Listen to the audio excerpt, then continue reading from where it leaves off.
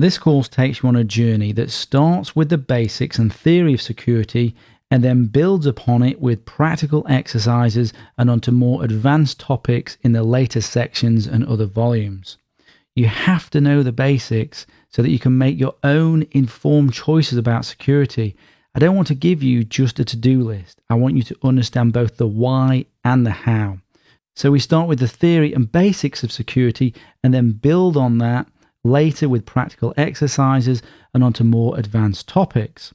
But before we start on the theory and basics, I want to give you a super easy, quick security win that you can set up right now. A small practical exercise before we dig into the theory. So you have an immediate security capability to detect malware and hackers that you can set up in about 10 minutes and you don't even have to install anything. This way, if you forget to do the rest of the course, at least you'll have got some security capability out of it. So here goes. Wouldn't it be cool if we could set up security tripwires to tell us if someone or something was poking around in our files, on our laptop, on our phone, tablet, in our email and on our online accounts, basically everywhere? Wouldn't it be good if we could have some tripwires that alerted us when somebody was doing things that we don't want them to do? Well, we can set those things up. So let me show you how to set these security tripwires using a service called Canary Tokens that I have made available just for you guys on this course, so you can have some quick and easy security wins. So if you make your way to www.stationx.net/canarytokens/, you can follow along with what I'm doing and create your own tokens at the same time. So here we have our little canary friend and his token. We see a rather obvious red button here, and this is what we need to click on to take us to the domain that will provide us with the tokens. So here we are. This is a domain here that will rotate, so don't worry about what that is at the moment. So here we are. This is the main thing that you need to interact with, and I'm going to show you 5 different ways of setting up traps. These traps are also called tokens or canary tokens. And we're going to keep it simple at the early stages of this course. So first thing we need to do is we need to put in an email address. Now this is the email address which you want to get sent alerts to. So this needs to be an email address that you monitor, i.e. it's like the email address that you have on your phone or something like that, so that you get notified immediately when there's a security problem. You don't want to set up a secondary email address that you never look at. That's pointless. It has to be an email address that you monitor. Even if you set up a new email address, as long as it's one that you monitor. So let me put one in here. So that's the email address I want to get sent alerts to.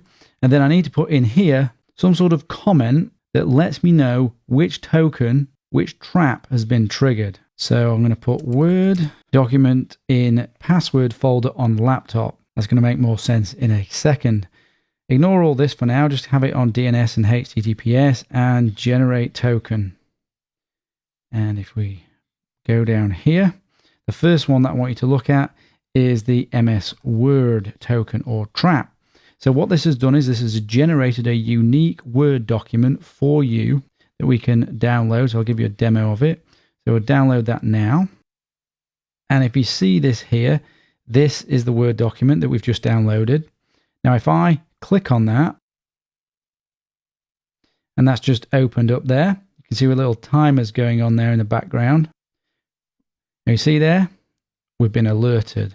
Now, anytime anyone opens this document, you're going to get alerted. It's a little trap.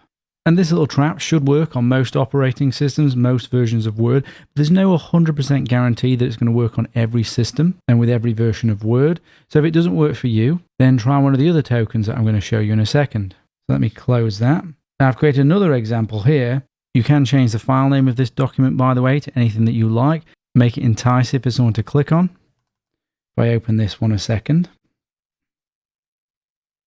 just open this fully. Now in this one, I put valuable and juicy information in it that a hacker or other type of threat would be interested in finding. PayPal, usernames and passwords, stock trading information, social media accounts, etc., etc. Those are the sort of things that a threat is going to be searching for. If he's on your laptop, your device, your phone, within your email, he's going to be searching for keywords. And if you want an idea of the sort of things that you want to put in these traps, then I've put some examples here. We can see personal information, financial information, file hosting accounts. And if we go further down here, I provided an example file. I don't want you just to copy this, but you can use it as just an example of the sort of information. You can see social security numbers, credit card details. I've put them in the right sorts of formats, Bitcoin wallet IDs. You get the idea. So we can imagine now a hacker was snooping around in an area that we've specifically put aside just for the hacker to find. And we've put in that Word document and he's now clicked on it. And this is the alert we get. So we know he's snooping around. And not only do we know he's snooping around, we know what he's doing because we've set up that comment there. And if we click here, we can look to see where he's come from. We can track him down. And this provides further information on how he triggered the alert. But what is important is that you react to the alert. And later on in the course, we're going to talk more about response and recovery strategies as you get through to the more advanced sections.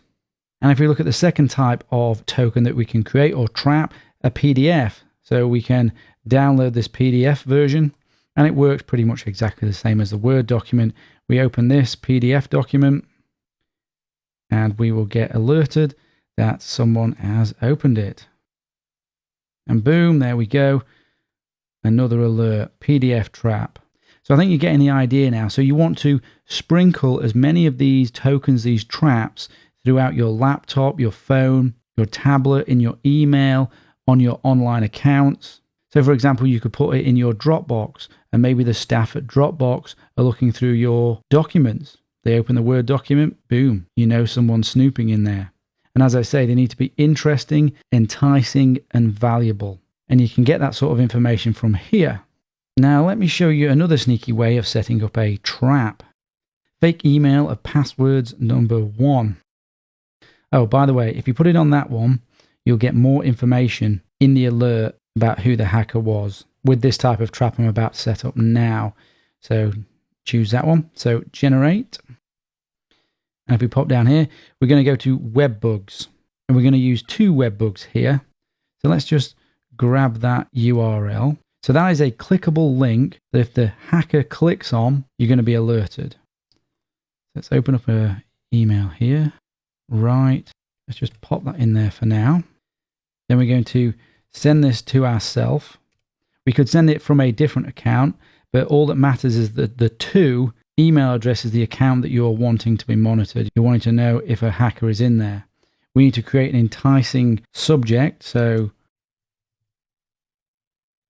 then just as an example for this one, I'm going to go here and I'm going to copy all of this stuff here into this email.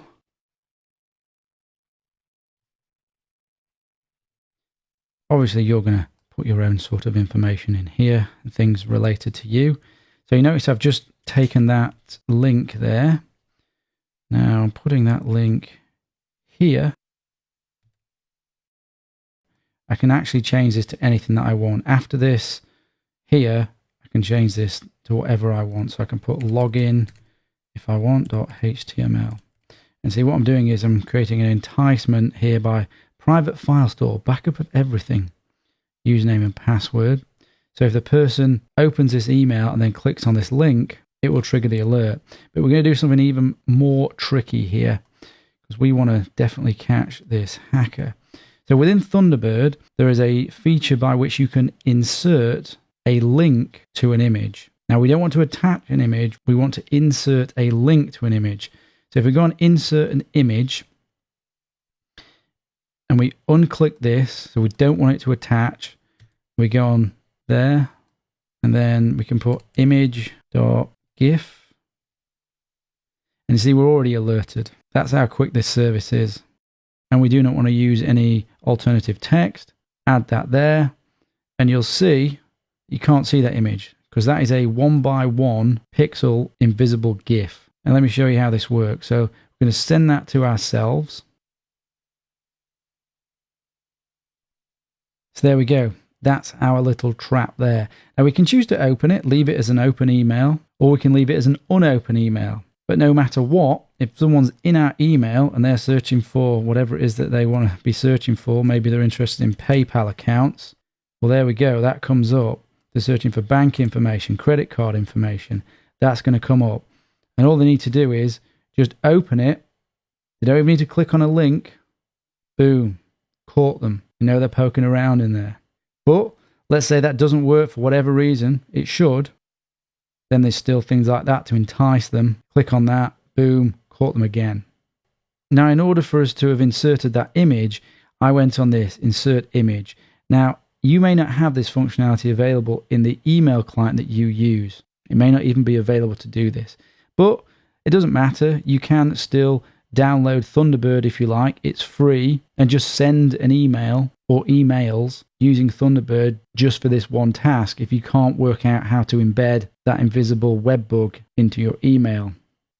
So as I said, you want to sprinkle these tokens throughout your laptop, on your laptop, phone, tablet, in your email, in your accounts, make them enticing, make them valuable. And then when you get an alert, respond to that alert. And respond in the ways that I recommend throughout this course, changing your password and other such sort of things, disconnecting from the network. So there you go, that's your security quick win. Go ahead and set those up right now. You will have, after you set this up, better security detection capabilities than most companies do. You might not believe that if you're not in the security industry, but that is a sad and true analysis of the state of most organizations' detection capabilities. Just think of Edward Snowden. He was poking around in the NSA for months as an insider threat, and nothing like this alerted the NSA. Pretty crazy. Later on in the course, we will discuss canary tokens at a more advanced level. When you get there, we'll understand more about how they work, and we'll understand about the importance of detection controls, which these are, versus preventative controls, which are used to stop the hacker getting in the first place. But preventative controls are very important. We use a defense in-depth approach, all of which we're going to go into. So hope that was fun. So now let's dig into the theory and the basics and start our journey into cybersecurity.